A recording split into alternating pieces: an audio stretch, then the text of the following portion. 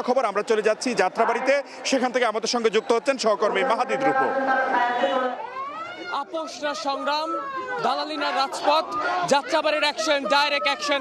গত 8 মাস আগে ঠিক একই স্লোগানে যাত্রাবাড়ির এই রাজপথ প্রকম্পিত হয়েছিল, কিন্তু দাবি ভিন্ন ছিল। কিন্তু আজকে আবার 8 মাস পর এই যাত্রাবাড়ির এই সড়কে জমাবেত হয়েছে ছাত্র জনতা। তাদের দাবি, এক দফা এক দাবি, এই আওয়ামী লীগকে এই বাংলাদেশ থেকে নিষিদ্ধ ঘোষণা করতে হবে। ঠিক 8 মাস আগে তারা আওয়ামী লীগকে পতনের দাবিতে, আওয়ামী লীগ সরকারের পতনের দাবিতে যে আন্দোলন করেছিল, আজকে ঠিক যাত্রাবাড়ির ঠিক একই সড়কে ছাত্র জনতা সব এক হয়েছে আওয়ামী লীগকে রাষ্ট্রীয়ভাবে নিষিদ্ধ করার লক্ষ্যে। আজকে তাদের এখান থেকে যে দাবি জানানো হচ্ছে যে যাত্রাবাড়ি বিপ্লবী জুলাই আন্দোলনের একটি হটস্পট ছিল, সেই যাত্রাবাড়িতে আওয়ামী লীগ কিন্তু কয়েক দফা তারা মিছিল করেছে।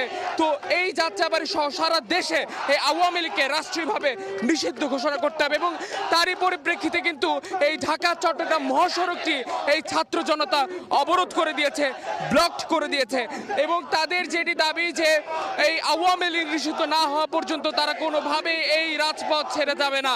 এবং আজকে সকাল 10টা থেকে তারা এই সড়কে নেমে আসে, এবং তারা যেটি বলছে যে আওয়ামী লীগ শুধুমাত্র জুলাই গণ অভ্যুত্থানের জন্যই না, আওয়ামী লীগ শাপলা চত্বরে 5ই মে শাপলা চত্বরে গণহত্যা, পিলখানায় গণহত্যা, 2021 সালে মোদি আগমন উপলক্ষে বাংলাদেশে যে গণহত্যা চালিয়েছে, অর্থাৎ শাপলা চত্বর থেকে দফায় দফায় যে বাংলাদেশের গণহত্যা এই আওয়ামী লীগ চালিয়েছে, সেসব গণহত্যার দায়ে এই বাংলাদেশ থেকে আওয়ামী লীগকে অনতিবিলম্বে নিষিদ্ধ করতে হবে। তো এই ছিল যাত্রাবাড়ি থেকে আমার কাছে থাকা সবশেষ।